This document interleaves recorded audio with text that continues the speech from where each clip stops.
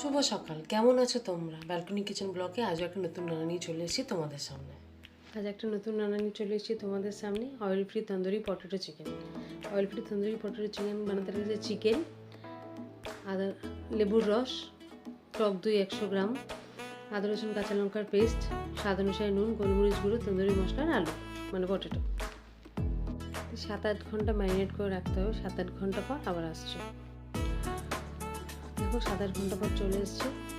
ওভেনটা অন করব, করে ফ্রাই প্যানটা বসিয়ে ফ্রাই প্যানটা গরম হয়ে গেলে চিকেনগুলো একে একে ছেড়ে দেবো ওভেনের মধ্যে দিয়ে, আলু গ্রেভি যা আছে সবার মধ্যে দিয়ে ভালো করে নেড়ে চেড়ে 10 মিনিটের জন্য চাপা দিয়ে ধিমে আঁচে করব। 10 মিনিট পর আবার আসছে। 10 মিনিট পর চলে এসেছি, আবার মধ্যখানে আমি একবার একটু নেড়ে দিয়েছিলাম। 10 মিনিট পর চলে এসেছি।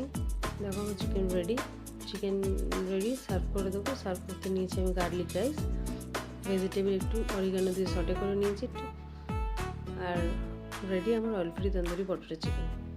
চলো সার্ভ করি। তোমরা বানিয়ে খেয়ে দেখো কেমন লাগে, আমায় কমেন্ট করে জানিও। লাইক শেয়ার কমেন্ট করো। ধন্যবাদ।